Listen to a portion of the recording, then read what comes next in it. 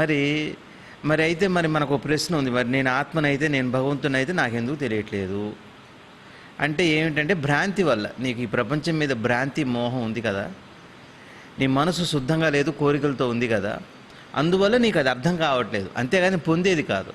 కాబట్టి ఈ శుద్ధతని సంపాదించుకోవడానికి లేదా ఈ భ్రాంతిని పోగొట్టుకోవడానికి చేసే ప్రయత్నం పేరు యోగం అన్నారు. చూడండి, బాగా అర్థం చేసుకోండి. ఇది పోగొట్టుకోవడానికి చేసే ప్రయత్నం పేరు యోగం, కానీ పొందటానికి చేసే ప్రయత్నం రెండు వేరు వేరే. షాపుకు వెళ్తున్నాడంటే కొనటానికని అర్థం, కానీ ఇవ్వటానికని కాదు. ఈ సత్యం మనకు బాగా అర్థం కావాలి. యోగం అనే మాటకు అర్థం ఏంటంటే, యోగము అంటే ఏ భ్రాంతి అయితే ఉందో ఆ భ్రాంతిని పోగొట్టుకునే చేయటానికి చేసే ప్రయత్నం పేరు యోగం. అంతేగాని ఆత్మదర్శనం చేసుకోవటానికో పరమాత్మ దర్శనం చేసుకోవటానికో చేసే ప్రయత్నం పేరు యోగం కాదు. ఇది భగవాన్ స్పష్టంగా చెప్పారు. అంతే భగవాన్ అడుగుతున్నారు, ఇందులో ఏ విధానం మంచిది, ఏది విధానం ఉత్తమమైంది అని భగవాన్ అడుగుతున్నారు. భగవాన్ ఏమంటున్నారంటే, అది వ్యక్తి మన స్థితిని బట్టి ఉంటుంది. అందరికీ ఒకటే మార్గం లేదు. అందరికీ ఇప్పుడు ఏంటి, ప్రపంచం అంతా అందరూ ఒకటే పద్ధతిలో ఉండండి, ఇది తప్పితే ఇంకోటి లేదు, ఇదే మంచిది, ఇది చేస్తే తప్పితే మీరు బాగుపడరు, మీ గురువుగారు మంచివాళ్ళు కాదు, మీ గురువుగారికి ఈ పద్ధతులు తెలియవు, మీ ఈ యోగమే మంచిది, ఈ పద్ధతే ఇవి బాగా కనపడుతుంది. భగవాన్ ఏం చెబుతున్నారు, లోకమంతా రకరకాలుగా ఉన్నారు. ఈ మన అంగుష్టం అంటే వేలు ముద్ర ఏ ఒక్కరిది ఒకలాగా ఉండదట. అందుకనే దొంగల్ని కూడా దాన్ని బట్టే చెబుతున్నారు. ఇంకా ఏం చెబుతున్నారంటే, నాలుక కూడా ఒకలా ఉండదట, కళ్ళు కూడా ఒకలా ఉండవట, ఏ ఇద్దరివి ఒకలా ఉండవని చెబుతున్నారు. చూడండి, మరి మనసు ఒకలా ఉంటుందా? మరి ఒకటే ఎట్ట చెబుతారు? ఎవరి మనసు పరిణితి వాళ్ళకి ఎట్లా ఉంటుందో ఆ పరిణితిని బట్టి, వ్యక్తిని బట్టి పద్ధతి ఉంటుంది, కానీ ఒక పద్ధతి అంటూ లేదు. ఇవాళ ఏమైందంటే ఇది కన్ఫ్యూజను. మా యోగం మంచిది, మా గురువుగారు మంచివాళ్ళు, ఇది తప్పి మీరు ఇట్లా ఎన్నాళ్ళున్నా నన్ను అడిగారు కూడా డైరెక్ట్గా ఎవరో ఒక శిష్యులు, ఏమండి మా ఆ గురువుగారిని నమ్ముకుంటే తప్పితే మోక్షం రాదట కదండి, ఇంకా మీరు ఇంకా అజ్ఞానంలో ఉన్నారట కదా అని అడిగారు నన్ను. ఉంటే ఉండొచ్చులేండి, పర్లేదు, అది అజ్ఞానమే మంచిది. ఎందుకంటే అజ్ఞానం ఏంటంటే, జ్ఞానం అంటే ఇంకో గురువుని పట్టుకోవాలనుకోవటం, ఇంకో గురువుని లేని అజ్ఞానం మంచిదే, పర్లేదు లేండి అన్న, మాకున్న దాంతో సరిపోతుందిలేండి అన్న. అసలు భగవాన్ లాంటి వాళ్ళు ఏం చెబుతారంటే, మీకు శ్రమనివ్వరు. ఏదో ఇప్పటికే వ్యాపారాలతో, పిల్లలతో, జల్లలతో, ఇండ్లతో, సంసారాలతో, స్నేహితులతో చస్తున్నాం. ఇవి అవ్వవాయి పెట్టవాయి, పైపెచ్చు ధ్యానం చేయమని చెప్పటం, అది తేలదు, ముడిపడదు. వీటితోనే కొట్టుకోది వస్తున్నాం. ఎందుకని? ఒకటి మనసు ఒకటి చదువు వస్తే ఒకటి రావట్లేదు. మరి ఇట్లా ఉన్నప్పుడు ధ్యానం మాత్రం అందరికి ఒక పద్ధతి ఎట్లుంటుంది? మరి ఏం చేశారు వీళ్ళు అంటే, వాళ్ళ మనస్థితిని బట్టి వాళ్ళకి ఏది యోగ్యం అది చేయమన్నారు, అది కూడా చెప్పలేదు. హాయిగా ఉండన్నారు. భగవాన్ లాంటి వాళ్ళు ఏం చెప్పారు? హాయిగా ఉండి. ఏ విషయంలో హాయిగా ఉండాలి? భగవంతుని విషయంలో, భగవంతుని పొందే విషయంలో నిమ్మళంగా ఉండు, ఏ కోరిక పెట్టుకోవద్దు, యోగం వద్దు, ఏమొద్దు.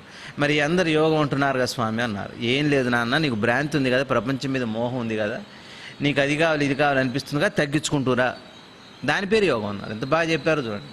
నీకున్న వీక్నెస్లు ఏమున్నాయో, మనకు తలా ఒక వీక్నెస్ ఉంటుంది, అందరికి ఒక వీక్నెస్సే ఉండదు. నీకు ఏ వీక్నెస్ ఉందో ఆ వీక్నెస్ తగ్గించుకుంటురా, దాని పేరు యోగం. దేవుడి కోసం ప్రయత్నం చేసే దాని పేరు యోగం కాదు. ఇది బాగా మీకు అర్థం అవుతే కానీ సమాజంలో నిలబడగలుగుతాం, లేకపోతే ఇవాళ ఉన్న ప్రవాహంలో కొట్టుకుపోతాం. భగవాన్ అన్నారు, అది వ్యక్తి మనస్థితిని బట్టి ఉంటుంది. అది వ్యక్తి మనస్థితిని బట్టి అంటే మనస్థితిని బట్టి కాదు, మనసు యొక్క స్థితిని బట్టి అని చెప్పే గురువు మనస్థితిని బట్టి కాదు. ఎవరి మనసు వాళ్ళదే, ఎవరికి ఏది గైడ్ చేయాలో వాళ్ళకి గురువుగారు చెబుతారు, నువ్వు ధ్యానం చేసుకో, నువ్వేం చేయొద్దంటారు, నువ్వు జపం చేసుకోమంటారు, ఏం వద్దు, నువ్వు ధర్మంలో ఉండండి. అందరికీ చెప్పే మాట గురువుగారు ఏం చెబుతున్నారు? ధర్మము, ధర్మం పేరే యోగము, ధర్మం పేరే భక్తి, ధర్మం పేరే సంస్కృతి, ధర్మం పేరే భారతీయత. ఇది మాత్రం మనం మర్చిపోకూడదు, బాగా గుర్తుపెట్టుకోండి. అన్నం వండాలంటే స్టవ్ ముఖ్యమైందే, బియ్యం గిన్నెలతో పాటు స్టవ్, నీళ్ళు, స్టవ్ ముఖ్యమైనది ముందు వండాలంటే. వంట అనేది నీళ్ళని బియ్యాన్ని అనరు, మంటనే. మంటకే వంట అని వచ్చింది, కానీ బియ్యానికి నీళ్ళకి కాదు. బియ్యానికి నీళ్ళు అయితే వంట అంటారా? ఇది ఉంటే వంట అయినట్టు అన్నమాట, ఉడుకుతుంది కాబట్టి. ప్రతివాడు పూర్వజన్మల సంస్కారాలతో జన్మిస్తాడు, ఇది బుద్ధుడు కూడా చెప్పాడు. ఒకానొక పద్ధతి అనువైతే ఆ మరొకరికి ఇంకొక పద్ధతి నచ్చుతుంది, దానిని గురించి నిశ్చయం ఇది అనలేము. మనకి ఇష్టాయిష్టాలు ఎట్లా ఏర్పడుతున్నాయి అంటే పూర్వజన్మ వల్ల అంటున్నారు. మనం పూర్వజన్మను నమ్ముతున్నాం కాబట్టి మనకి ఇష్టం కూడా అందువల్లే ఏర్పడుతుందట.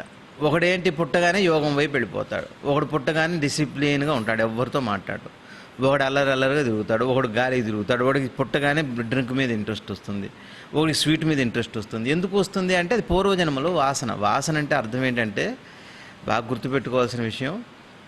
ఉదాహరణకి గురువుగారు చెప్పారు, చాలా బాగా చెప్పారు. ఈ జన్మలో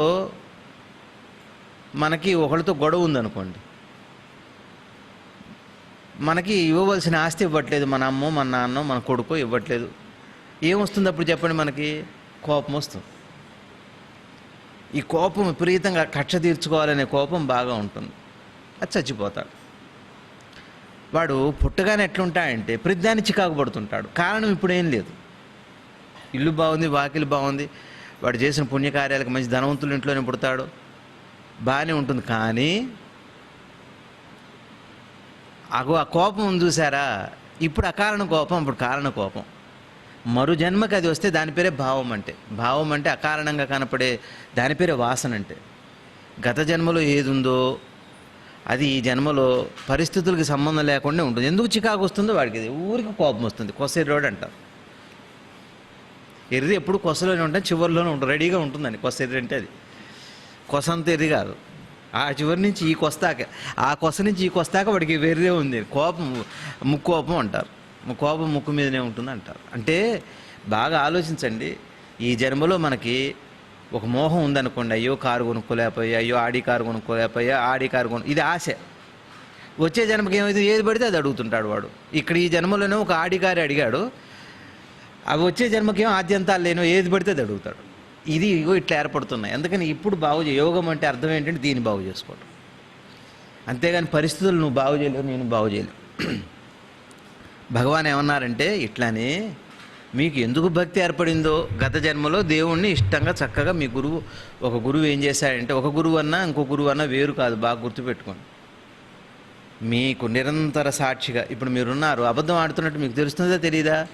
మీకు తెలుస్తుంది అంటే ఆ క్షణంలో గురువు తెలిసిందని గుర్తుపెట్టుకోండి. ఇవన్నీ మీరు రోడ్డు మీద వెళ్తున్నారు, ఒక యాక్సిడెంట్ మిస్ అయింది, భయపడ్డారు. మీ భయం మీకు తెలిసినది తెలియలేదా? మీకు తెలిసింది అంటే గురువుకు తెలిసిందని. గురువుకు తెలియకుండా ఉండదు, మీకు తెలియటమే గురువుకు తెలియటం. ఇది బాగా నమ్మకం రావాలి. గురువుకు తెలియకుండా మీ కదలికలు లేవు. మీకు మెలకు వచ్చినట్టు తెలిస్తే గురువుకు తెలుసు, వీళ్ళు లేచాడు అనుకుంటాడు. మీ నిద్ర ఆయనకి తెలుసు, మీ కష్టం తెలుసు, మీ సంతోషం దుఃఖం అన్నీ, మీ ఆలోచన అన్నీ తెలుసు. లాస్ట్ జన్మలో మీరు ఏం చేశారంటే భజనలు చేస్తూ చేస్తూ చేస్తూ చాలా భక్తి మార్గంలో ఉన్నారు, దేవుడిని నమ్ముకున్నారు, గుడికి వెళ్ళారు. బాగా నిన్న ఎక్కడో పేపర్లో రాశారు, వర్షాల కోసం అందరూ పూజ చేస్తుంటే మన కోతి వెళ్ళి ఆ రాముల వారి ఫోటోకి నైవేద్యం పెట్టి తింటుందట. ఏం సంస్కారం అది? కోతికి ఎవరు చెప్పారు దేవుడికి పెట్టి తినమని? మనుషులేమో కుక్కుంటున్నారు. అరే దేవతలకు అర్పించి హోటల్లో అయినా తప్పని పరిస్థితుల్లో తింటే దేవుడికి అర్పించి తిను, మళ్ళీ మారు పెట్టించుకోకుండా నీకు ఆ గుణం బాగుంటుందని పెద్దలు చెబుతుంటే తినేంతవరకు ఆగట్లేదు. దాని భజన దాన్ని చెప్పమే సరిపోతుంది. కాబట్టి ఈ కోతికి ఇక్కడ ఈ దేవుడికి పెట్టడం ఎప్పుడు నేర్చుకుంది? గత జన్మలోనే వచ్చింది. కాబట్టి ఇప్పుడు మీకేమైంది? ఈ జన్మలో బాగా చూడండి. ఈ జన్మలో మీరు ఏం చేస్తున్నారు? శ్రద్ధగా జ్ఞానం గురించి వింటున్నారు, సత్యం గురించి వింటున్నారు. ఇది మీకు వచ్చే జన్మకి ఏమవుతుందంటే డైరెక్ట్గా జ్ఞానం వైపే వెళ్ళిపోతారు, డైరెక్ట్గా. అట్లాంటి గురువు అప్పుడు ఏం చేస్తాడు మరి? అప్పుడు ఈ గురువే ఉంటాడు. ఇప్పుడు మన గురువు గారు ఉన్నారు, ఇట్టనే పుడతారా? మళ్ళీ భీమిలిలో, మళ్ళీ కొవ్వూరులో పుట్టి, మళ్ళీ రాజమండ్రిలో పెరిగి ఇట్టనే ఉంటుందా? ఉండరు. ఈయన ఎక్కడో గుజరాత్లో పుడతారు, లేకపోతే క్యాలికట్లో పుడతారు. ఏం చేస్తారంటే ఎక్కడ పుట్టినా మీకు ఆయనకు తెలుస్తుంది. వచ్చి మీరు ఆయన దగ్గరికి వెళ్ళగానే మీరు ఎక్కడెక్కడో తిరుగుతారు. ఒక ఆయన ఏం చెబుతాడు, మీరు భక్తి లాభం లేదు, ఎన్నాళ్ళు చేస్తారు, ప్రాణాయామం చేయండి అని ఒక ఆయన చెబుతాడు. ఒక ఆయన ఇవన్నీ మానేయాలి, నెత్తి మీద టోపీ పెట్టుకొని ఒక ఆయన చెబుతాడు. ఇట్లా రకరకాలుగా చెబుతుంటారు. కానీ అసలు గురువు ఉన్నాడే, ఆ గురువు ఎక్కడున్నాడు? ఇప్పుడు రేపు గురువు గారు ఉంటారు, షిర్డీ సాయిబాబా గురువు అనుకుందాం, ఆయన లేరుగా ఇప్పుడు. మరి ఎవరు? ఎట్లా? ఇప్పుడు మీకు తెలుస్తుండగానే మళ్ళీ ఆయన కూడా తెలుస్తుంటుంది. అది నేను అనేది. మీరు మర్చిపోయినా ఆయన మర్చిపోరు. ఇది గుర్తుపెట్టుకొని వీడు లాస్ట్ జన్మలో జ్ఞాన మార్గంలో ఉన్నాడని మీకు జ్ఞానోపదేశం చేస్తాడు మీ మనస్థితిని బట్టి. ఇది గురువు అంటే. పూర్వజన్మ కూడా చూడగలిగి ఉండాలి, కానీ ఒట్టికి ఇప్పుడు మీ మనసు పక్వాన్ని చూడాలి. ఇది దేనికి సరిపోతుంది? అర్థమవుతుందండి. ఒక టీచర్ ఎట్టా అసెస్ చేస్తాడు, వీడికి లెక్కలు రావట్లేదు, వీడి ఎంపీసీ వద్దు, వీడికి సైన్స్ లేదు, వీడికి వద్దు, ఏమండి వీడు కష్టపడే చదువు ఏది చదవలేడు కానీ తెలివి గలవాడే, కాబట్టి తేలిక చదువులు చదివించండి, సైన్స్ గ్రూప్ వద్దు, మామూలు చదువు చదివించండి. మరి మామూలు చదువు చదివితే ఎట్లా అండి? మామూలుగానే ఉంటుంది. మామూలు చదువు చదివి చాలామంది బాగానే ఉన్నారు. మీ వాడికి ఉద్యోగం చక్కగా కావాలి, వస్తుంది, ఏం పర్లేదు, ఇది లెక్క. అంతేగాని మా అబ్బాయి సైన్స్ ఇష్టం అండి, మా తాతగారు కూడా చేయలేదు సైన్సు, మా మొదటి నుంచి కూడా ఎవరు సైన్స్ చేయలేదు, అందరూ హిస్టరీ చదువుకున్నారు, ఇప్పుడు వీడికి సైన్స్ కావాలి, డబ్బులు వచ్చేది కావాలి. ఎక్కడ తేలుతుంది కదా? మీ సంస్కారాన్ని చూసి చెబుతాడు గురువు. మీరు ఉద్యోగం చేస్తారా చేయరా అని కాదు, దాని ఉపయోగం దానికి ఉంది. మిమ్మల్ని గురువు ఒకటి గైడ్ చేశాడంటే దాని వెనక ఏదో ఉందని మీ పూర్వాన్ని గుర్తుపెట్టుకొని బాగా గుర్తుపెట్టుకోండి. ఎప్పుడో మీ అబ్బాయి ఊరు వెళుతూ వెళుతూ అమ్మ నాకు చేకూడీలు చేసి పెట్టవా అంటాడు, అప్పుడు టైం లేదు. మళ్ళీ సంవత్సరం తర్వాత సెలవులకు వస్తాడు, వచ్చే ముందు రోజే చేసి పెడుతుంది తల్లి చేకూడీలు. పెడుతుంటే బలి చేసి పెట్టావమ్మా నాకు చేకూడీలు, నేను అడగలేదు కదా అన్న. నువ్వు ఇప్పుడు అడగలేదు, సంవత్సరం క్రితం అడిగి వెళ్ళావు, చేసి పెట్టాను. ఇది తల్లి అంటే. గురువు కూడా నీ పూర్వజన్మలో నీకు ఏ వాసన ఉంది, భక్తి మీద ఉన్నావా, యోగం మీద ఉన్నావా, జ్ఞానం మీద ఉన్నావా, నువ్వు విచార మార్గం ఏది ఉన్నావో నీకు అది సూట్ అయ్యేట్టుగా చెబుతాడు. ఈ గురువు భగవాన్ ఏం చెబుతా, అందరికీ అన్ని మార్గాలు సూట్ అవ్వవు. షిరిడి సాయిబాబా కూడా అంతమంది భక్తులు పోయినా ఎవరిని వాళ్ళలాగానే ఉండమన్నారు, కానీ ఒకరిని ఒకలాగా ఉండమన్నారు. బ్రాహ్మణులాగానే ఉండమన్నారు. మాంసం తినేవాడిని తినమన్నాడు, తినని వాడిని తినొద్దని అన్నారు ఆయన. తినమని ఏం చెప్పలే, ఎట్లా నువ్వు కూడా తిను, జ్ఞానం మాంసం ఏంటి అని ఏం చెప్పలే ఆయన. కానీ ఇవాళ వచ్చిన ఈ దౌర్భాగ్యాలు, ఆయనకి ఏది లేదన్నారని చెప్పి, ఆయన ఏది లేదన్నమాట నిజమే, కానీ ఆయన ఏం లేదని చెప్పలే, నీకన్నీ ఉన్నాయన్నారు. ఆయన దేన్నైనా ఒప్పుకున్నారు కానీ అహంకారాన్ని ఒప్పుకోలేదు. షిరిడి సాయిబాబా అహంకారాన్ని ఒప్పుకోరు. ఆయనకి నచ్చంది అది ఒకటే. ఆయన హిస్టరీలో సినిమాలు చెబుతుంటారుగా నాకు నచ్చంది మొదటిది చివరిది అది ఒకటే, అబద్ధం అన్నమాట అని. అట్లనే షిరిడి సాయిబాబాకి నచ్చంది ఏంటంటే అహంకారం నచ్చదు. షిరిడి సాయిబాబాకి కాదు, ఏ గురువుకి అహంకారం నచ్చదు. అహంకారం అంటే ఏం లేదు, నేనిది, నేనది, నాకు ఇది కావాలి, నాకు అది కావాలి, నాకు నువ్వు ఇవ్వాలి, నేను నీకు ఇది అహంకారం అంటే. అహంకారం అంటే ఇంకేదో కాదు, ఈ గుణమే నచ్చదు, గురువుకు నచ్చదు. మీరు వంట చేస్తున్నారనుకోండి, పిల్లాడు వచ్చి ఇది కాస్తాయి ఇది కాస్తాయి అంటే నాకు తెలుసు అంట. అందాకెందుకు వంట చేస్తుంటే ఇంకో ఆడవాడు మనిషి వచ్చి చెప్పమని ఉప్పు కొంచెం పడుతుందంటే ఎంత కోపం వస్తుందో. కొంచెం ఉప్పు పడుతుంది అన్నారంటే సరేలేండి అంటారు. మేము చేస్తూనే ఉన్నాం వంటలు, మాకు తెలుసు వంటలు అంటారు. అహంకారం అంటే అది. వెంటనే రియాక్షను. ఏం ఊరుకోవచ్చుగా, తక్కువ ఇది వాళ్ళు వేస్తారు, వీళ్ళు ఊరుకోరు. ఇద్దరిది అహంకారమే. ఈ గురువుకి నచ్చదు. ఇది పోగొట్టడానికే ఇంత సంస్కృతి భారతదేశంలో వచ్చింది. ఈ ఒక్క గుణం పోగొట్టడానికి భారతదేశం అని పేరు. అహంకారం అనే గుణం పోగొట్టడానికి ఇంత సంప్రదాయం వచ్చింది మన భారతదేశంలో. ఆచారం, మడి, పూజ, దేవతార్చన. ఆ దేవతార్చన లేదండి, చాలా తప్పండి. మీరు గురువుని నమ్మితే నమ్మారు కానివ్వండి, గురువు ఒక్కడే దైవం కాదు, ఇది బాగా గుర్తుపెట్టుకోండి. మీ ఇలవేల్పును మీరు నమ్ముకుంటేనే మీకు క్షేమం. ఎలవేలుపు నిలబెట్టి మాకు ఈ ఒక్కడే అండి గురువు, ఇక మిగిలిన దేవుళ్ళు ఎవరు లేరు, ఇది వాడు పప్పులో కాలేసినట్టే. వాడిని బాబా కూడా ఒప్పుకోడు, బాబా కూడా వాడి వైపు చూడు. ఆయన నమ్మినందుకు సంతోషపడతాడు, కానీ నువ్వు వదిలిన దానికి బాధపడతాడు. దాని ఫలం దానికి ఉంటుంది, తప్పదు. బాగా అర్థం చేసుకోండి. ఇప్పుడు మీరు వెళ్ళి బాబాని పొగుడుతూ మీ నాన్నను ఇంకో గురువును తిట్టారనుకోండి, ఆ గురువుకి ఏమి ఇష్టం ఉండదు, నచ్చదు ఆయనకి. ఇంకో గురువుని తిడుతున్నారు కదా, మిమ్మల్ని పొగుడుతున్నారు కదా అన్న ఆయనకి నచ్చదు. ఆయనకేం నచ్చుతుంది? అది గురువు కాదని అర్థం, అది ఒప్పుకోరు. అహంకారం చాలా చెడ్డది. అహంకారం అంటే చదువుకునే వాళ్ళ పిల్లలకు కూడా ఉంటుంది. అహంకారం అంటే చదువుకునే పిల్లలకి. ఇప్పుడు అహంకారం అంటే ఏంటో చెప్పనే వాళ్ళ పిల్లలకి, అందరూ ఐటీ చేద్దాం అనుకోవటం అహంకారం అంటే. వాస్తవాన్ని మర్చిపోయి అందరూ ఐటీ వైపే. ఐటీలో ఏమని చెప్పండి,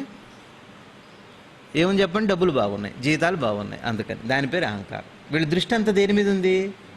డబ్బు మీద ఉంది. దాని పేరే అహంకారం. అంటే ఒక దాని మీద మనసు వెంపర్లాడుతుందంటే దాని పేరు అహంకారం. అహంకారం ఒక రూపం కాదు, ఒక వస్తువు కాదు, ఒక మనిషి కాదు, అది గుణం. అది ఇది పోగొట్టుకోమని పెద్దలు చెబుతున్నారు. కాబట్టి భగవాన్ ఏమన్నారంటే, ఈ జ్ఞానం, భక్తి, ఇవన్నీ కూడా గురువు నీ పూర్వజన్మ సుకృతాన్ని బట్టి వస్తాయి. కానీ నువ్వేదో అది నేర్చుకుంటున్నావండి, టోపీ కింద కూర్చుంటే బాగా వస్తుందండి, బాస్పెట్లు వేసుకుంటే బాగా వస్తుందంటే ఏమీ రాదు.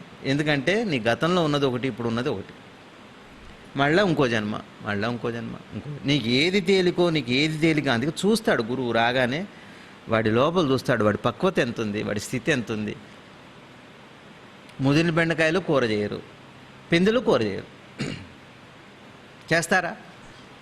పిల్లల్ని కోసుకురమ్మంటే పిందెలు కూడా కోసుకొస్తాడు, లేకపోతే ముదులు కోసుకొస్తాడు. లేతవే కూరకు ఉపయోగపడుతుంది. అట్లనే గురువు వాడిని సంస్కారం చూస్తాడు, వీడు దేనికి యోగ్యంగా ఉన్నాడో చూస్తాడు, అదే చెబుతాడు. మరి వాడికి మంత్రం ఇచ్చారు కదా అంటారు, నీకు అక్కర్లేదు అది. వాడిని తీసుకెళ్ళి కళ్ళు మూసుకొని నువ్వు ధ్యానం చేయమంటారు, ఒట్టిగా ఏం వద్దు ఓంకారం చేసుకో అంటారు. నాకు కూడా చెప్పొచ్చు కదా అంటాడు వీడు, చెప్పరు, గురువు చెప్పడు. ఇది నాకు తెలిసి నాకు ఉన్న ఈ 18 ఏళ్ల పరిచయంలో గురువుగారు ఎప్పుడు ఇది చేయమని చెప్పలేదు. చేస్తానంటే చేయమన్నారు, వాసన బట్టి చెబుతారు. నాకు ఏది ఇష్టం అది చెబుతారు, కానీ నీకు పనికిరాంది, నీకు కష్టమైంది చెబితే గురువు ఎందుకు అవుతాడు? వాళ్ళు మళ్ళీ ఇంకొకళ్ళలాగా తయారవుతాడు, మన భార్య భర్తలాగా తయారవుతాడు. మరి ధ్యానించేది ఎట్లు స్వామి అన్నాడు. ఎట్ట ధ్యానం చేయమంటారు చెప్పండి మరి అని అన్నాడు. భగవాన్ అంటున్నారు, ధ్యానం అంటే ఏంటి అసలు?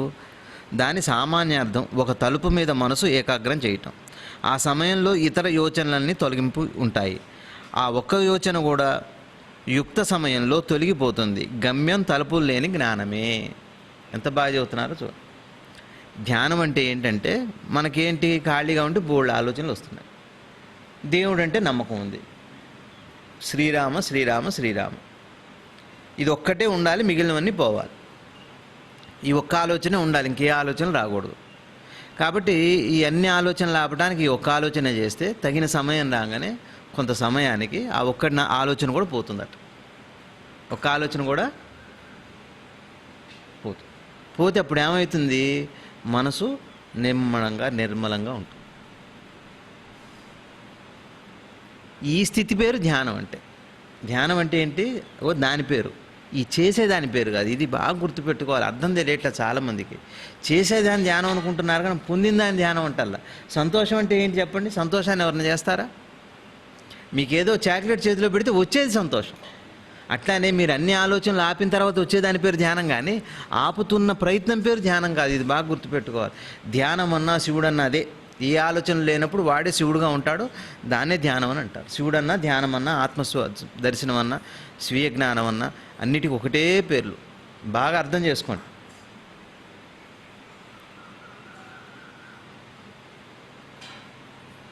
కాబట్టి భగవాన్ ఏమన్నారంటే, అదే అహంకార నాశనం ఎట్లా అన్నారు. మళ్ళీ ఇందాక మనం మాట్లాడుకుంది, అహంకారం ఎట్ట నాశనం అవుతుంది స్వామి అన్నారు. అహంకారాన్ని చేజిక్కించుకుంటే దాన్ని వదులుచుకోవచ్చు, దాన్ని మొదట పట్టుకో, తర్వాత అంతా సులువే అన్నారు. అహంకారాన్ని పట్టుకో, తర్వాత దాన్ని వదిలిపెట్టవచ్చు అన్నారు. మన ఇంట్లో ఒక ఎలక తిరుగుతుంది అనుకోండి, చంపడం ఇష్టం లేదనుకోండి, దాని గొడవ తప్పాలంటే ఏం చేయాలి? ముందు దాన్ని పట్టుకుని ఎక్కడ చోట వదిలిపెట్టాలి. అట్లానే అహంకారం ఎట్లా పోతుంది స్వామి అన్నారు. భగవాన్ ఏమన్నారు? దాన్ని పట్టుకో అన్నారు. ఎక్కడ పట్టుకుంటారు? పట్టుకున్నట్టుగా, చెవు పట్టుకున్నట్టుగా, చేయి పట్టుకున్నట్టుగా పట్టుకోవచ్చు అహంకారాన్ని. ఎట్లా పట్టుకోవాలి చెప్పండి? తెలివితో గమనించాలి. అహంకారం అంటే ఏంటి? అహంకారం అంటే ఏమీ లేదు, బాగా గుర్తుపెట్టుకోండి. అహంకారము అంటే మీకు తెలిసిన ఏదైనా సరే వద్దని, కావాలని గుణము. అహంకారం అంటే ఏంటి? ఒక గుణం. ఏం గుణం చెప్పండి? కావాలనే గుణం. కోరికే అహంకారం. అహంకారం అంటే మీరు ఇంకేదో అనుకునేది. కోరిక అంటే తెలుసా మీకు? చెప్పండి, కోరిక అంటే ఏంటి? ఏదో కావాలని. మరి ఇదేనా రోజంతా ఉండేది కాదా? రోజంతా అదే ఉంటుంది, అన్ని పనులలో అదే ఉంది. అర్థమవుతుందా? మీరు నిద్రపోయే టైం ఉంది, 3 అయింది, 1:30 అయింది, బాగా కష్టపడ్డారు. ఇప్పుడు మీకు ఏం చేయాలనిపిస్తుంది? పడుకుందాం అనిపిస్తుంది. అది కోరికైనా పడుకుందాం అనిపించడం? పనిచేశారు, కష్టపడ్డారు, పడుకుందాం అనిపించింది, దాని పేరేంటి? కోరిక కాదు అది. సరే, మరి కోరిక అంటే ఏమిటి? జనరల్గా ఆ టైంకి ఎవరో ఒకరు తయారవుతుంటారు. మీరు పడుకుందాం, ఎంత అయిపోయింది, ఇవాళన్నా కాస్త ఒక కునుకు తీద్దాం, రోజు ఇదే తప్పట్లేదు అని అనిపిస్తుంది మనసు కదా. ఇంతలోనే ఎవరో వస్తారు కదా, అలవాటైంది కదా. ఇప్పుడు ఏమనుకుంటారు చెప్పండి? ఎవరు రాకుండా ఉంటే బాగుంది, దాని పేరు కోరిక. నిద్రపోదాం అనుకోవటం పేరు కోరిక కాదు. ఎవరు రావద్దు అనుకుంటున్నారే అది నీకు సంబంధం లేదు అసలు. రారేమో, వస్తారేమో, వచ్చే వాళ్ళని ఆపలేవు నువ్వు. రాని వాళ్ళని రప్పించలేవు. కోరిక చాలా సూక్ష్మమైన విషయం అది. మీరు కష్టపడ్డ తర్వాత అట్టనే టీవీ పెట్టుకుంటారు, సీరియల్ అప్పుడే మొదలైంది, ఇది 40 నిమిషాలు ఉంటుంది అడ్వర్టైజ్మెంట్స్తో కలిసి. అడ్వర్టైజ్మెంట్స్ కూడా సీరియల్లో భాగమే. రాత్రి ఒక జోక్ చెప్పారు. ఒక సర్దారు సిక్కులతను టీవీ చూస్తున్నట్ట. ఆయన స్టార్ ప్లస్ టీవీ చూస్తున్నాడు. మధ్యలో అడ్వర్టైజ్మెంట్లో మీరు స్టార్ ప్లస్ని చూస్తున్నారని అడ్వర్టైజ్మెంట్. వీడికట్ట తెలుసు అనుకున్నట్టేనా, నేను చూస్తున్నట్టు వాడికట్ట తెలుసు అనుకున్నాడు, అంత తిరగలవాడు. మీరు కోరికను అర్థం చేసుకోండి. కోరిక అంటే ఇంకేదో అనుకునేరు మీరు. కోరిక అంటే ఇల్లు కావాలి, నగలు కావాలి, బట్టలు కావాలి, నా పిల్లాడి చదువుగా, అవి కాదండి, ఇంకా చాలా ఉన్నాయి. కోరిక రూపమే వేరు అసలు. మీరు టీవీ చూద్దాం అనుకుంటున్నారు, చక్కగా చేయి తుడుచుకున్నారు, వంటింట్లో శుభ్రంగా హ్యాండ్ వాష్ పెట్టి కడుక్కొని పమిటి కొమ్మ పెట్టి ఇట్లా అనుకొని ఏనేమో దస్తి తీసుకొని కడుక్కొని కూర్చుంటున్నారు అనమాట. అప్పుడే ఏమండి మీరు ఇంట్లో ఉన్నారా? ఫోను ఉన్నామండి.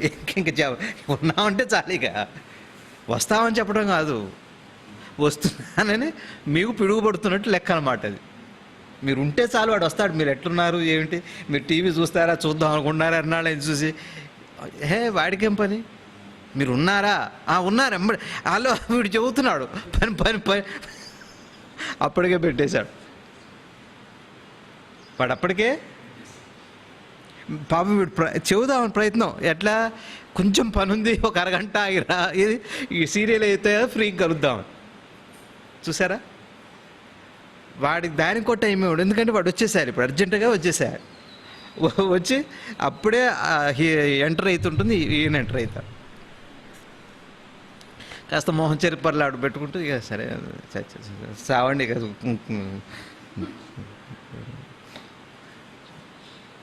ఇప్పుడు కోరిక అంటే ఏంటి? టీవీ చూద్దాం అనుకోవటం కాదు, ఇగో ఇవే వద్దంటున్నారు. చూడండి, ఒకదానికోసం ఒకదాన్ని వద్దంటున్నారే, దాని పేరు బాగా అర్థం చేసుకోవాలి సబ్జెక్ట్. మీకు సబ్జెక్ట్ అర్థమైతే కోరిక అంటే ఏమండి వద్దంటున్నారు ఏంటండి? కోరికను వద్దని ఎవరంటారు? మీకు ఆకలి అయితే అన్నం తినాలనిపిస్తుంది, బెండకాయ పచ్చడి తినాలనిపిస్తుంది, అర్థమవుతుందండి.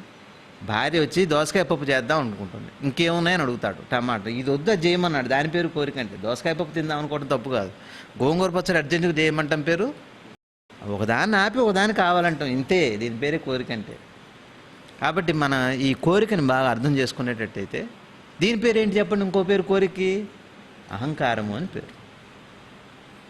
అహంకారం ఏం చేస్తుంది? కోరిక వచ్చాక ఆ మనసే బాధపడుతుంది. ఎట్టా? ఇప్పుడు మీరు ఏం చేశారు? పడుకుందాం అనుకున్నారు, అన్నం తిని పడుకుందాం అనుకునేటప్పటికి వెంటనే ఏమొస్తుంది? ఎవరో ఒకళ్ళు వచ్చి ఆగం చేస్తారు, ఎవరు రాకపోతే బాగుండు, అది కోరిక. ఏమండి, ఎవరు వచ్చారు, అప్పుడు ఏమొస్తుంది చెప్పండి? బాధ వస్తుంది. అది అహంకారం. అహంకారం అంటే అర్థం ఏంటి? ఒకదాన్ని కావాలనుకోవటం, ఒకదాన్ని వద్దనుకోవటం, ఒకదాన్ని వద్దనుకుని ఒకదాన్ని కావాలనుకొని ఆ పరిణామం సరిగా లేకపోయేటప్పటికి వచ్చేదాని పేరు బాధ. ఈ కథలికి పేరు, ఈ గుణం పేరు కోరి, ఈ గుణం పేరు అహంకారం. భగవాన్ ఏమన్నారు? దాన్ని పట్టుకోమన్నారు. ఇప్పుడు మీరు ఏం చేశారు చెప్పండి? అహంకారాన్ని ఈ కాసేపట్లో ఏం చేశారు? మీరు అహంకారాన్ని అర్థం చేసుకున్నారు. అహంకారాన్ని అర్థం చేసుకోవటం అన్నా పట్టుకోవటం అన్నా ఒకటే. షిరిడి సాయిబాబా దగ్గరకు ఒక ఆయన వచ్చాడు, వచ్చి నమస్కారం కూడా చేయలేదు, అవతలకు వెళ్ళమన్నాడు. ఏంటి ఇంత గొప్ప ఆయన, ఈయనకు పెద్ద జెండా ఏమిటి, ఈయన పెద్ద గురువు, ఇదేంటి ద్వారకామయ్య, ఏదో మనసులో అనుకున్నాడు. అన్నీ కనిపెట్టాడు ఆయనకు అన్నీ తెలుసు, మాట్లాడలేదు. ఆ తర్వాత చెప్పాట, దాన్ని పోగొట్టాడు ఆయన. అవి ఉండకూడదు, అహంకారాన్ని గురువు. కాబట్టి అహంకారం అంటే ఏమిటంటే ఒక్కటే గుర్తుపెట్టు, అహంకారము అంటే అహంకారాన్ని పట్టుకోమంటారంటే అహంకారాన్ని అర్థం చేసుకోమని అర్థం. అహంకారాన్ని ఎట్లా అర్థం చేసుకుంటారు? మనం రోజు జరుగుతున్న పనులలో నుంచి జాగ్రత్తగా నాకు ఎక్కడెక్కడ కోరిక వస్తుంది, ఆ కోరిక వచ్చాక బాధ వస్తుంది, దీని పేరే అహంకారం. ఒకటి కోరటం, రెండు బాధపడటం, అంతేనా కాదా? కోరటం, బాధ. మీరు పిల్లాడిని షాపుకి తీసుకెళ్తే నాకు అదే కావాలంటే అదేం లేదు, ఇది వద్దని ఉన్నదాన్ని వద్దంటున్నాడు, ఒకదాన్ని కావాలంటున్నాడు లేని దాన్ని, దాని పేరు అహంకారమే. అది లేకపోయేటప్పటికి ఇప్పుడు ఏం చేస్తాడు వాడు? బాధపడతారు. కోరిక ప్లస్ బాధ కలిస్తే అహంకారం అవుతుంది. ఇప్పుడు మీరు అహంకారాన్ని పట్టుకున్నారా పట్టుకోలేదా? పట్టుకోలేదా? పట్టుకోవటం అంటే అర్థమైందా లేదా అని నేను అడిగేది. మళ్ళీ మీకు ఈ పుస్తకం రేపు మీరు చదివినా కూడా మళ్ళీ మీరు ఫాలో అయ్యేటట్టు ఉండాలి, కానీ మళ్ళీ ఏదో కొత్త మాటలుగా ఉండకూడదు. ఇక్కడ భగవాన్ ఏం వాడుతున్నారు చూడండి, అహంకారాన్ని చేజిక్కించుకుంటే దాన్ని వదులుచుకోవచ్చు, దాన్ని మొదట పట్టుకో, తర్వాత అంతా సులువే. ఈ మాట మీకు అర్థం అవ్వాలంటే పట్టుకోమన్నారు, ఎట్లా పట్టుకోవాలని అలా. మీకు అహంకారం అంటే ఇక్కడ పట్టుకోమంటే అర్థం చేసుకోమని అర్థం. ఇప్పుడు మీకు అహంకారం అంటే అర్థమైంది అర్థం కాలేదా? కనీసం భాషగా అన్నా అర్థమైంది. ఇప్పుడు మీరు పట్టుకోలేదు అహంకారాన్ని, పట్టుకున్నారు. ఇప్పుడు దీన్ని ఏం చేస్తారు చెప్పండి మీరు? వదులుచుకోండి. దీని పేరు యోగం, దీని పేరే భక్తి, దీని పేరే జ్ఞానం, దీని పేరే శివుడు, దీని పేరే ధ్యానము. ఇప్పుడు అర్థమవుతుందా మీకు? అందుకని ఏం చేస్తారంటే పెద్దవాళ్ళు, అసలే నీకు కోపం ఎందుకు వచ్చింది చెప్పు, తర్వాత సరే అయిపోయింది, ఏదో అయింది, అసలు ఏంటి గొడవకి కారణం ఏంటి? పెద్ద మనిషి అనమాట. అంటే ఏం లేదు, వాడు నన్ను అనరాని మాట అన్నాడు, వాడు బుద్ధి తక్కువ విధవ, వాడిని ఏమో తిట్టుడు తిడతారు. అయితే ఏమో తిట్టుడు, వాడు ఒకటే మాట అన్నాడు, బుద్ధి తక్కువ విధవ అని వాడు అన్నాడు వీడిని. ఆ బుద్ధి తక్కువ అన్న విధవ అన్న దగ్గర గొడవ అయింది, ఆ కోపాలు వచ్చినాయి, విడిపోయారు, గొడవ. ఈ పెద్ద మనిషి ఏం చేస్తున్నాయంటే, అసలు నీ కోపం ఎందుకు వచ్చి చెప్పు, అసలు దాచుకోకుండా చెప్పు, ఉన్నది ఉన్నట్టుగా చెప్పు. ఏం లేదు, నన్ను బుద్ధి తక్కువ విధవ అన్నాడు, అది నాకు నచ్చలేదు, అప్పటి నుంచి ఎందుకు అనవసరంగా అని చెప్పి అన్నా. అంటే ఇప్పుడు ఆయన వైపు తిరిగి అంటాడు, వాడు బుద్ధి తక్కువ విధవ, వాడు మొదటి నుంచి అంతే, వాడి సంగతి నీకు తెలియదా? తెలుసు. ఇద్దరు చిన్నపిల్లల గొడవలు కూడా ఇట్నే తీరుస్తుంటాం మనం ఇళ్లలో. బట్ తమ్ముడు సంగతి నీకు తెలుసు కదా, తెలుసు. వాడు మొదటి నుంచి అంతే, నువ్వు మంచివాడివి కదా. మంచివాడినే, వాడు మంచివాడే. వీడిని అంటుంటే కానీ వాడు ఇగో సాటిస్ఫై అవ్వలేదు, చస్తా అహంకారం. వీడంటే కానీ వాడికి తృప్తిగా లేదు. వాడు అన్నది ఒక మాట, ఈ వంక పెట్టుకొని వీడు 1000 మాటలని ముందే చెబుతారు వీడికి. నేను వాడికి ముందు తిడతా కానీ నువ్వేమనుకోవద్దు, వీడు చూస్తాను, వీడిగో లేచిందంటే వీడిని అంటారు, ఇద్దరు కలిసి వీడిని అంటారు. అందుకని వీడికి ముందే ఒక ప్రిపరేషన్ అనమాట, ప్లానింగ్ అనమాట. ఒక నోట్ వస్తుంది, నేను అనేక విషయాలు నేను వాడి ముందు తిడుతుంటాను, ఒక పక్క అంటూనే ఒక పక్క కన్నుకొట్టడం ఇట్లా ఏదో అంటారు. ఇక వాడు ఊరికి అట్టు వింటుంటాడు. ఇక చివరికి తప్పైంది అనరాదా, ఏం పోయింది, తప్పైంది అంటారు. అందుకని ఇప్పుడు ఈ పత్రికాముఖంగా పాక్షికంగా మేము నిర్ద్వందంగా ఈ మనశ్రీ అయితే క్షమాపణ బేషరతుగా చెబుతూ ఉంటారు. ఇప్పుడు బేషరతట ఈ విధంగా వీడిని తిడితే వీడికి కోపం పోతుంది. అప్పుడు అట్లానే కోపాన్ని పట్టుకోవడం, అహంకారము అనే మాటని బాగా పట్టుకోండి, వదిలించుకోండి. దాని పేరు ఏమన్నారు? ప్రశ్న ఏంటి చెప్పండి? అహంకారం ఎట్లా నాశనం అవుతుంది అన్నారు. ధ్యానం ఎందుకు తెలియట్లేదు మనకి? అహంకారం వల్ల తెలియట్లేదు. మరి అహంకారం ఎట్ట పోతుంది? చూస్తే తెలుస్తుంది. మీకు చూస్తే అహంకారం ఎక్కడెక్కడ ఉందో.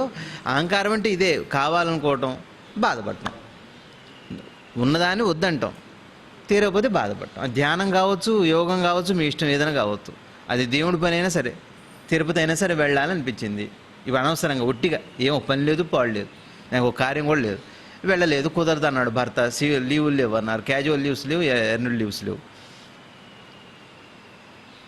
ఏమంటే కోపం వచ్చేస్తుంది, బాధ వచ్చేస్తుంది. అహంకారం అంటే అదే. పరిస్థితిని అర్థం చేసుకోవటం పేరు.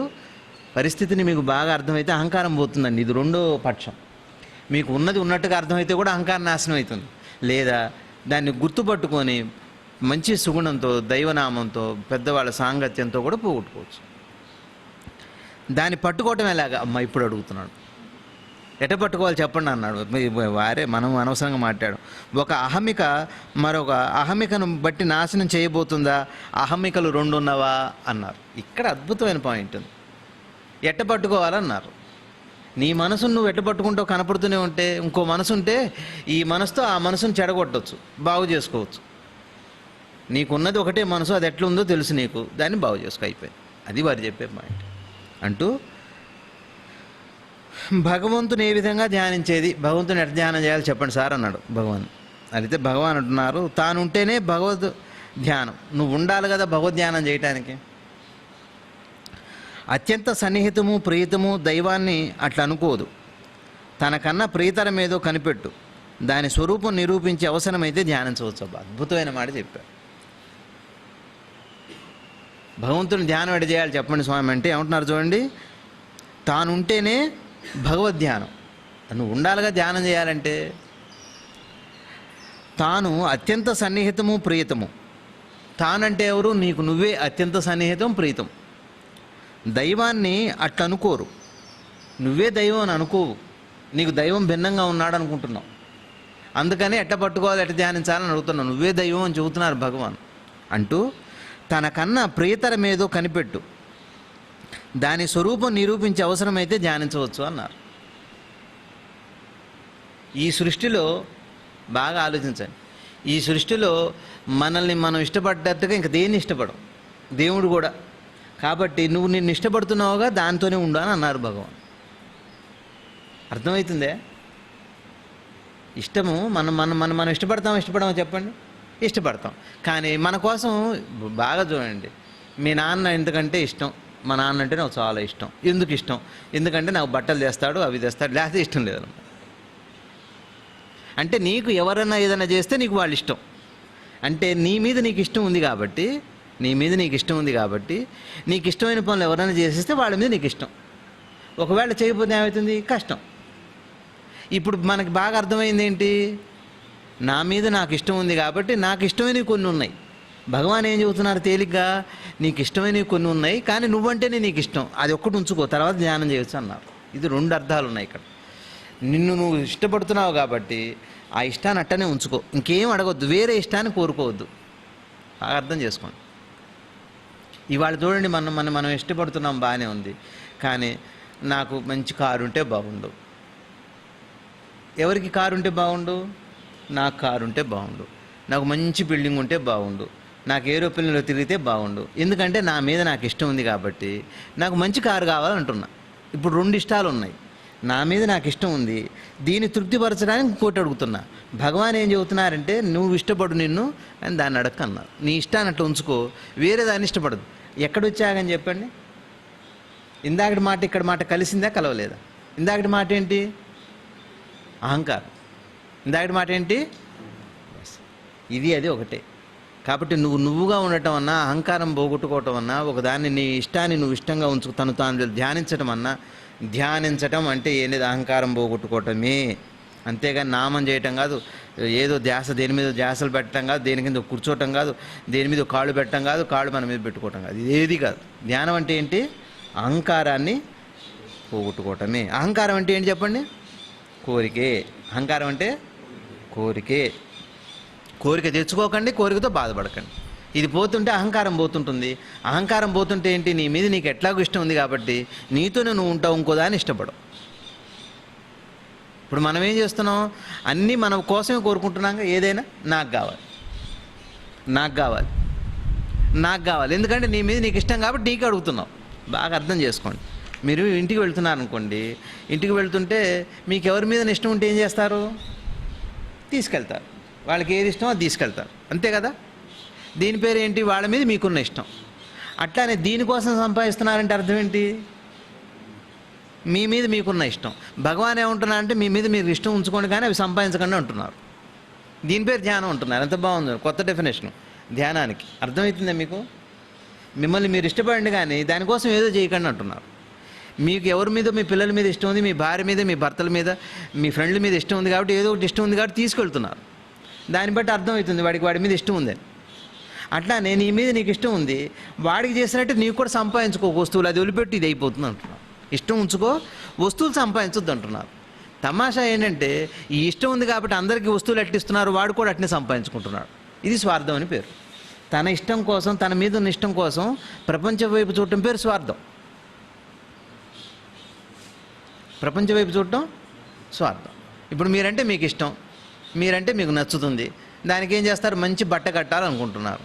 భగవాన్ ఏమంటున్నారంటే, నీ మీద నీకు ఇష్టం ఉంటే మంచిదే కానీ బట్ట దాన్ని కట్టాలనుకోవద్దు అంటున్నారు. అందుకని నీకు పిల్లల మీద ప్రేమ ఉంటే ఉండొచ్చు కానీ వాళ్ళని చెడగొట్టొద్దు అంటున్నారు. ఏం చెబుతున్నారా? పిల్లల మీద నీకు ప్రేమ ఉంటే మంచిదే, మంచి చెడు చెప్పు, కానీ వాడు ఏది జరిగితే అది కొనిపెట్టి వాడిని ఆగం చేయొద్దు అంటున్నారు. నీ ప్రేమ మంచిదే, ఇష్టం మంచిదే, కానీ వాడికి అడిగిందల్లా. అట్లానే నీ మీద నీకు ఇష్టం ఉంటే మంచిది, అది యోగమే, అది ధ్యానమే, కానీ అది అడిగిందల్లా మాత్రం ప్రయత్నం చేసి బయట నుంచి సంపాదించి దానికి పెడదాం అనుకుంటున్నాం. అది 2 రకాలుగా. ఒకరికి ఇష్టం ఉన్న వాళ్ళకి ఇవ్వటం ఒకటి, తన మీద తనకి ఇష్టం ఉంది కాబట్టి సంపాదించుకోవడం ఒకటి. ఇగో ఈ పార్ట్ వదిలిపెడితే నువ్వుగానే ఉంటావని భగవాన్ చెబుతుంటారు. అప్పుడు ధ్యానించవచ్చు. ఒకవేళ ఆ గుణం వచ్చాక అప్పుడు ధ్యానిస్తామని చూద్దాం అన్నారు. ఎంత బాగా చెప్పారో చూడండి. పాయింట్ మీకు అర్థమైందనే నేను అనుకుంటున్నా. ఏమి పెద్ద పెద్ద గంభీరమైన మాటలు ఏం కాదు, చాలా చిన్న మాటలు. ఇందాకటి మాట అహంకారం వదిలించుకోండి అన్నారు. అహంకారం అంటే కోరిక. ఇప్పుడు ఇష్టం అంటే అర్థం ఏంటి చెప్పండి? మనకేంటి? మన మీద మనకి ఇష్టం ఉన్న విషయం వదిలిపెడదాం. కానీ మనకేముంది చెప్పండి? కోరిక వల్లేగా అవి కావాలి, ఇవి కావాలి, ఇవి కావాలి, ఇవి కావాలి, దేవుడు, ఇవన్నీ కోరిక. ఇది తీసేసేయి. దీన్ని 2 అర్థాలుగా చెప్పొచ్చు. నీకు ఎప్పుడైతే కోరిక పోయిందో నిన్ను నువ్వు ఇష్టపడ్డట్టు అవుతావు. లేదా నీకు ఎప్పుడైతే కోరిక పోయిందో నువ్వు దైవంతో సమానంగా ఉంటావు. నీకు ఎప్పుడైతే కోరిక పోయిందో దాని పేరే ధ్యానం. కోరికను తెలుసుకుంటూ ఉండు, దాన్నే అహంకారం తెలుసుకోవటం అని పేరు. ఇది తేలిక. మీరు ఒక గంట సేపు కూర్చొని మీకు వచ్చే ఆలోచనలు ఆపమంటే మీరు ఆపలేరు. కానీ ఆపగలుగుతారా? సపోజ్ ఇప్పుడు మంచిగా పకోడీ చేసుకొని తింటే బాగుండు, చల్లగా ఎంతసేపు ఉంటుందో తెలియదు, కానీ పకోడీ చేసుకుంటూ తింటే బాగుండు అనిపిస్తుంది. మీకు తెలుస్తుంది ఎందుకులే ఇప్పుడు పకోడీ అని అనుకున్నారనుకోండి, చేసుకొని తినొచ్చు. ఎట్లయినా చేసుకొని తిందాం అనుకుంటే కోరిక. ఇప్పుడు చల్లగా ఉంది, ఎవరికైనా అనిపిస్తుంది పకోడీ తిందామని, చేసుకొని తినండి, తప్పే ఉంది. అవి కోరికలండి, తప్పు. కోరిక కాదండి, అది సహజం. అది ఎండకి పచ్చి అయినా వెళ్ళి నీడకు కూర్చుంటుంది. అని బొచ్చులో నీళ్లు ఉంటే అది కూడా వెళ్ళి నీళ్ళలో స్నానం చేస్తుంది. దానికి కూడా కోరికలు ఉన్నాయంటారా? ఎండకి తపనుంది. అట్టానే మనకు కూడా చల్లగా ఉండేటప్పుడు వేడివేడిగా తాగుదామని తిందామని అనిపిస్తుంది. చెయ్యండి, కోరిక ఏం కాదే. కానీ ఎట్లన్నా సరే చేసుకుందాం అనుకుంటే దాని పేరు కోరిక. మీకు ఈ డిఫరెన్స్ తెలియాలి. పిల్లలు చూడండి, మీరు వద్దులే నాన్న ఇప్పుడు సినిమాకి రేపు వెళ్తే కానీ ఏంటి కోపడుతున్నావు ఏంటి అంటే, కోపమా చెప్పండి? అది కోపట్టమేనా? అంటే కోపానికి అర్థం మనకి సరిగ్గా తెలియట్లేదు అన్నమాట. కోపట్టం కాదు అది. కోపట్టం ఎట్టయితుంది? రేపు వెళ్తే కానీ నాన్న అంటే, మా అమ్మ నాన్న అసలు ఏం చేయట్లేదు, నాకు ఏం అడిగినా చేయట్లేదు అని చెబుతారు. ప్రేమ లేదు మా అమ్మకి నాన్నకి. ప్రేమ సినిమాకి పంపితే ప్రేమ ఉన్నట్టు వాడికి. అట్లానే కోరిక అనే మాటని మనం అర్థం చేసుకుంటే, కోరిక పోతే అహంకారం పోయినట్టే. అహంకారం కోరిక వేరు కాదు. అహంకారం అన్న కోరిక అన్న ఒకటే. అయితే అహంకారము కోరిక అని మరి ఎందుకు అంటున్నారంటే, దేన్ని ఆశ్రయించుకొని ఇది ఉందో దాని పేరు అహంకారం అన్నమాట. అది ఊరికే పెట్టిన పేరు. కాబట్టి ధ్యానం అంటే ఏంటి చెప్పండి? ఇప్పుడు ధ్యానం అంటే ఏంటి? ఇప్పుడు మీరున్నారు, మీకేమైంది? పకోడీ చేసుకొని తినాలనిపించింది, తప్పు లేదు. ఎట్లన్నా సరే చేసుకొని తినాలి, దీనికోసం ఏదైనా చేయాలనుకున్నాను అనుకోండి, దాని పేరు కోరిక. మీరు కనుక ఎందుకు అట్లా ఎందుకు అనుకోవాలి, ఉంటే తిందాలని అనుకున్నాను అనుకోండి, అప్పుడు మీరు ఏం పోగొట్టుకున్నట్టు? అహంకారాన్ని పోగొట్టుకున్నట్టు. ఒకవేళ అట్లా లేదంటే అది ఏం చేస్తుంటుంది? ఇంకా మిమ్మల్ని ఎట్లయినా తినాలనే లక్షణం పేరు అహంకారం. అంటే ఒకవేళ దొరకకపోతే బాధపడేది కూడా అది. ఏది కోరుకుందో బాగా తినాలి ఎట్లా కొట్టని బాధపడేది కూడా అదే. ఇప్పుడు అది లేదనుకోండి, ఇప్పుడు బాధపడేది ఉంటుందా మీ దగ్గర? శాంతిగా ఉంటుంది జీవితం అంతా, హాయిగా సుఖమయంగా. ఇదే ధ్యానం అంటే. ఏ తేలిక చెప్పండి? ఏ ధ్యానం తేలిక మీకు? మీకు అన్ని ఆలోచనలు ఆపి ఇప్పుడు మిమ్మల్ని కూర్చోబెట్టి నేను ఒక గంట ఏ ఆలోచన రాకూడదు, కేవలం సాయిరామ్ అనండి అన్నా అనుకోండి, మీకు సాధ్యం అవుతుందా? పిల్లలు గుర్తొస్తారు, ఇల్లు గుర్తొస్తుంది, వాకిలు గుర్తొస్తుంది, పనులు గుర్తొస్తాయి, ఎన్నో గుర్తొస్తాయి. మీరు ధ్యానం చేయలేరు. కానీ మళ్ళీ మీకు ఇంకోటి చెబుతున్నా, ఇప్పుడు మీకు కోరికలు లేకుండా చేసుకోండి అన్న, హాయిగా చేసుకోండి అన్న. సాయిరామ్ సాయిరామ్ అంటున్నారు. ఇప్పుడు వేరే ఆలోచనలు ఆపమని చెప్పలేదు నేను, సాయిరామ్ చేయమని చెప్పలేదు. ఉట్టిగా కూర్చున్నారు ఖాళీగా, సాయిరామ్ సాయిరామ్ అనుకుంటున్నారు. ఏది బలవంతం లేదు. ఇప్పుడు మీ మనసు ఎట్టుంది? శాంతిగా. దీని పేరు ధ్యానం అంటే. ఇది చాలు. ఎట్లా మనసు నిలబడాలి, దాని మీదనే ఉండాలి, ఇదేది వద్దంటున్నారంటే దాని పేరేంటి? కోరిక. నాకు గోంగూర పచ్చడి వద్దు, నాకు ఆవకాయ పచ్చడి కావాలి. అట్లాంటిదే.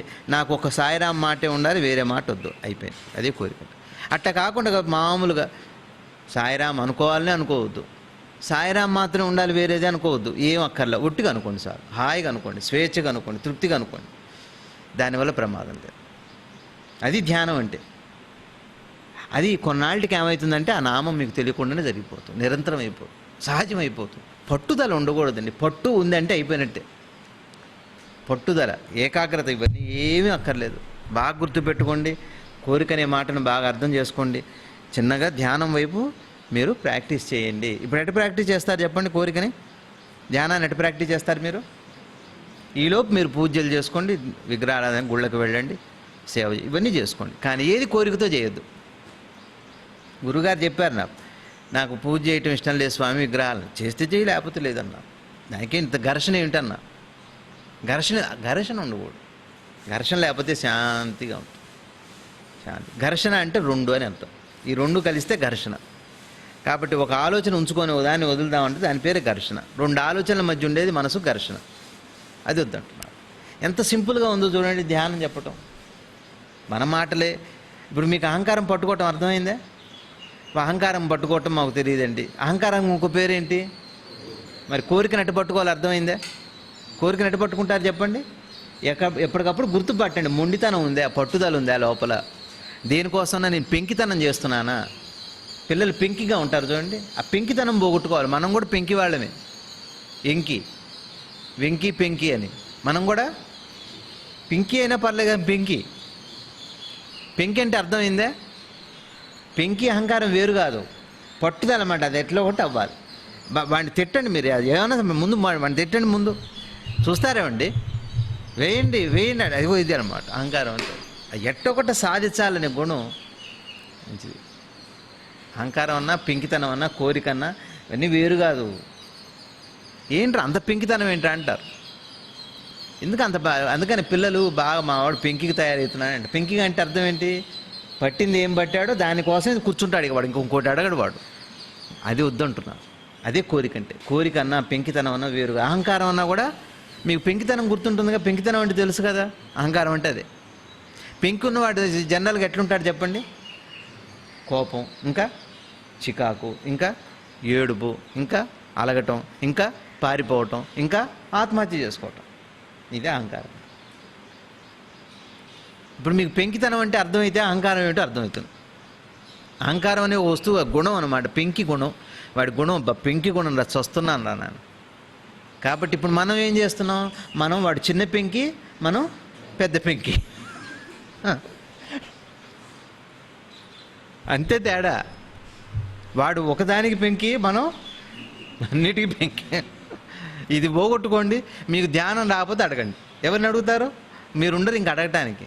ఎప్పుడైతే ఇది పోయిందో మీరు పరమాత్మ స్వరూపం అయిపోతారు. మీ జీవితం ధన్యం అవుతుంది, మీ జీవితం శాంతిమయంగా ఉంటుంది, హాయిగా ఉంటుంది. ఏది దేనికోసం ఏది అడిగేది లేదు, హాయిగా పెంకితనం. పిల్లాడు భలే మంచిగా ఉన్నాడు రా, భలే, వాడితో అసలు కొంచెం కూడా గొడవ లేదు. అది దైవ స్వరూపం అంటే, ధ్యాన స్వరూపం. ధ్యానము అంటే అర్థం ఏంటి? మనసులో పెంకితనం లేకపోతే అక్కడ ఏమున్నట్టు?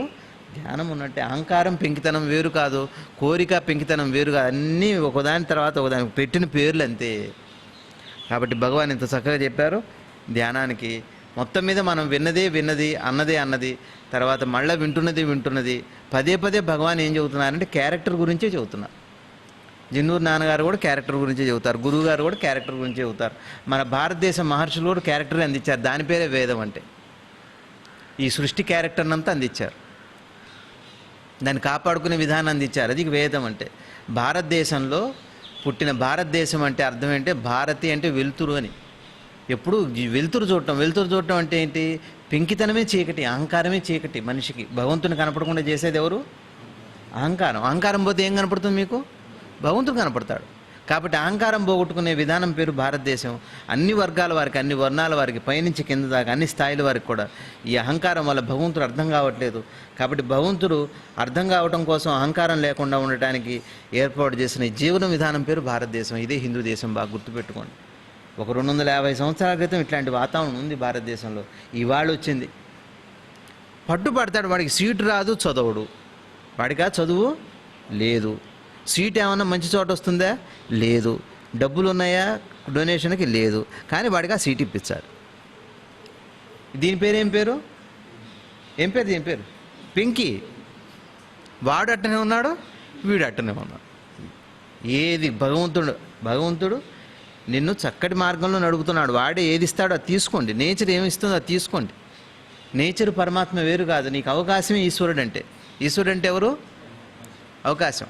నువ్వు ఇంటర్ అయిపోయింది, ఒక కాలేజీలో నీకు సీట్ రాలేదు, ఒక కాలేజీ వాళ్ళు మేము ఇస్తామన్నారు, అదే అవకాశం, అదే ఈశ్వరుడు అంటే. వెళ్ళిపో హాయిగా, నువ్వు వెనక్కి తిరిగి చూసుకో. నీ జీవితంలో ఏం కావాలి నీకు? ఎవరి మీద ఆధారపడకుండా నీ జీవితం భార్య పిల్లల్ని పోషించుకుంటూ సంతోషంగా వెళ్ళిపోతే చాలు. అంతేగాని భార్య పిల్లల్ని పోషించాలి, సంతోషంగా ఉండాలంటే కలెక్టరే, భార్య పిల్లల్ని పోషించుకొని సంతోషంగా ఉండాలంటే ఐటీని అని ఏమన్నా ఉందా ఎక్కడన్నా? ఉంటే మరి ఇన్ని విడాకులు ఎందుకు అవుతున్నాయి ఐటీ రంగంలో వాళ్ళకి? చెప్పండి. ఇన్ఫర్మేషన్ టెక్నాలజీ అవ్వాలి కానీ ఈగో టెక్నాలజీ అయితే ఎట్లా? టెక్నాలజీ ఈగో కింద తయారైతే, ఐ కింద తయారైతే ఎట్లా? టెక్నాలజీ ఐ అవ్వకూడదు, ఐ టెక్నాలజీ కాకూడదు. ఐ టెక్నాలజీ కాదు, టెక్నాలజీ ఐ కాదు, ఐటీ అయిపోయింది చివరికి. ఆల్మైటీ బదులు చివరికి ఆల్ ఐటీ అయిపోయింది. ఆల్మైటీ అంటే పరమాత్మ అని అర్థం, ఆల్ ఐటీ అంటే ఇన్ఫర్మేషన్ టెక్నాలజీ. మీరు బాగా చెప్పండి, ఇన్ఫర్మేషన్ టెక్నాలజీలో నెలకి 4 లక్షలు జీతం ఇస్తున్నారు, సంవత్సరానికి 60 కోట్ల రూపాయలు జీతం ఇస్తున్నారు. కాబట్టి వాళ్ళ జీవితం హాయిగా ఉంటుంది. అంటే భార్య పిల్లలు వాళ్ళ పిల్లలకి ఏదంటే అది అవుతుంది. వాళ్ళ భార్యకు జబ్బు రాదు, ఆయన భార్య కొట్టుకునే ఉండదు, ఎప్పుడు శాంతిగా ఉంటారు, ఎప్పుడు ప్రేమించుకుంటూ ఉంటారు, ఎప్పుడు హానిమూన్ బాగుంది, అన్నీ బాగుంది. ఉందే అట్లా? మరి మరి అట్లా లేదుగా. ఏమండి అట్లా అంటే ఆర్ఎంపీ ఉన్నాయండి మా ఊళ్ళో, ఆర్ఎంపీ భార్యాభర్తలు చాలా బాగున్నారు, ఇంతవరకు చిల్లు లేదు గల్లు లేదు, మరి ఏమీ లేదు, హాయిగా ఉన్నారు, అసలు ఏం తింటున్నారు ఎవరికి తెలియదు, ఎంత హ్యాపీగా ఉంటున్నారు అంటున్నారుగా. మరి హ్యాపీనెస్కి ఐటీ అయితే మరి వీళ్ళు ఇట్లా ఆర్ఎంపీ వాళ్ళు ఎందుకు బాగున్నారు? ఇది భారతదేశం అంటే. భారతదేశంలో దేన్ని చూశారంటే, ఒకటి అహంకారం లేని స్థితిని, రెండోది ఏం చూశారు, ఎప్పుడు శాంతిగా ఉండే విధానం ఏంటి, ఈ రెండింటికే పెద్దపీట వేశారు. ఎంత పీట వేశారు?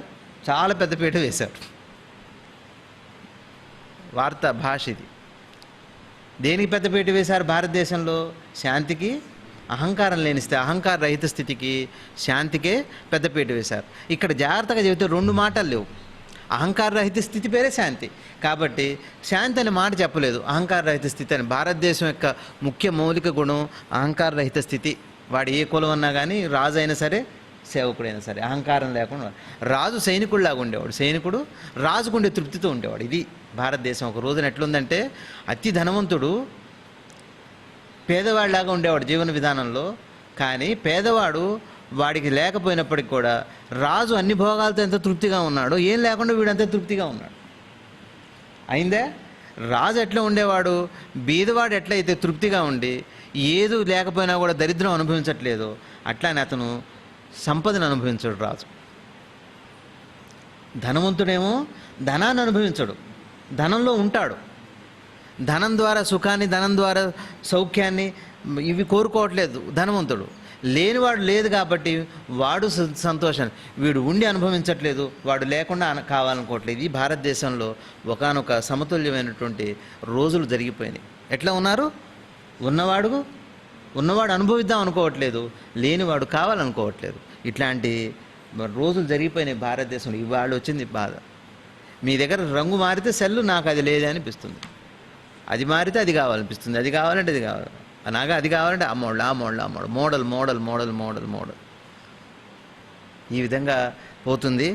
మనం బాగా గుర్తుపెట్టుకోండి. నేను మీకు మళ్ళా చెప్పేది ఏంటంటే, భగవాను సామాన్యమైనది అవతారం, అది సాక్షాత్తు శివస్వరూపం, సాక్షాత్తు ఆయన అరుణాచలేశ్వరుడు, ఆయన కదులుతున్న పరమాత్మ, కనపడే పరమాత్మ.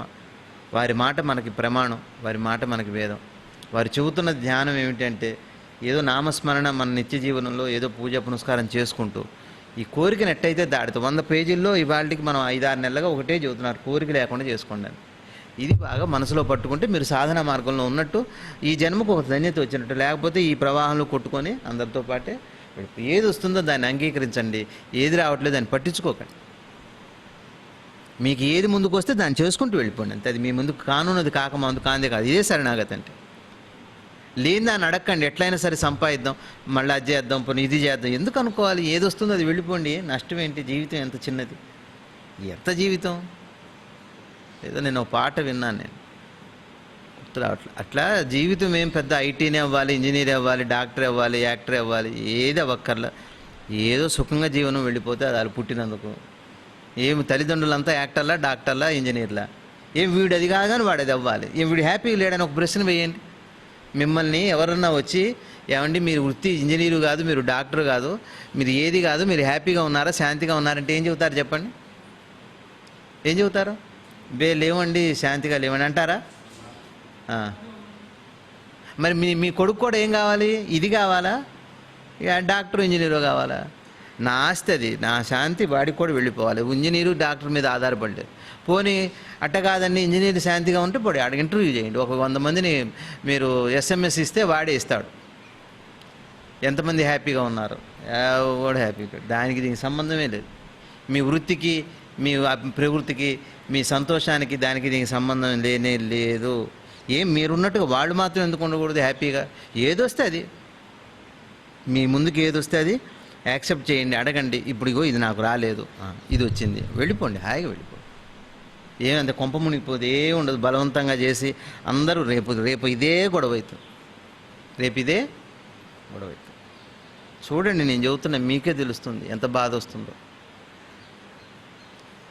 ఈ విధంగా మరి చివరికి ఎక్కడ ఆగుతున్నామంటే మనం మన నిత్య పూజలు, మన ఆచార సంప్రదాయాలు గౌరవించుకుంటూ ధర్మంలో ఉండటం అంటే అర్థం ఏంటంటే కోరిక లేకుండా ఉండటం అని. ధర్మము అంటే అహంకార రహిత స్థితి అని అర్థం.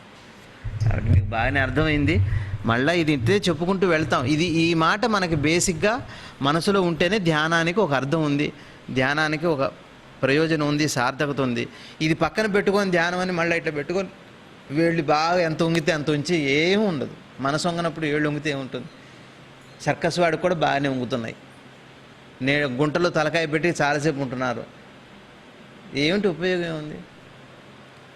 మన మనసు కోరిక అనేటువంటి గుణంలో నుంచి సమస్తంగా బయటపడ్డ రోజున మనం నిత్యానందాన్ని, కష్టాలు అట్టనే ఉన్న, ఇల్లు దరిద్రం ఉన్న, అనారోగ్యం ఉన్న ఏది మనని బాధించదు. ఇది సత్యం. మీరు కనిపెట్టి అనుభవించి చూడాలి. నేను అనేది అది.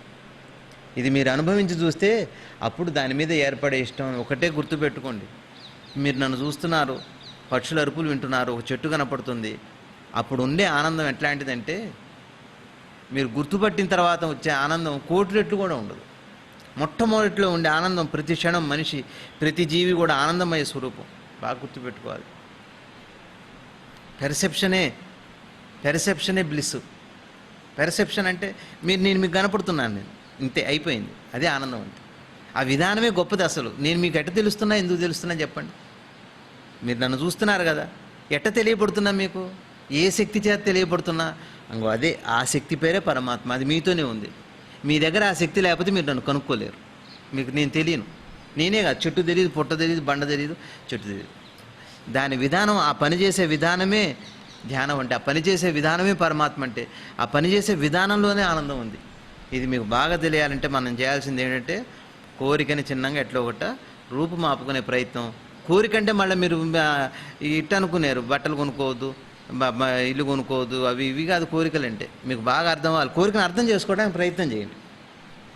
అర్థమైందండి? మన అబ్బాయికి ఇంజనీరింగ్ సీట్ రావాలనుకోవడం కోరిక కాదు, తప్పకుండా ఇంజనీరింగే రావాలంటే కోరిక. పెంకితనం అన్నమాట. మీకు ఎప్పుడు మనసు పెంకిగా తయారైందో గుర్తుపట్టండి, దాన్ని వదిలించుకోండి. ఇది ఒకటే మాట. మీ మనసు పెంకిగా తయారవుతున్నప్పుడల్లా దాన్ని టెంక పగలగొట్టండి. మీకు తెలుస్తుంది పెంకిగా అమ్మ మొదలైందిరా, పెంకితనం మనకు తెలుసు. మన పెంకితనం, వాడి పెంకితనం తెలిసిన మన పెంకితనం మనకు తెలియదు ఏంటి?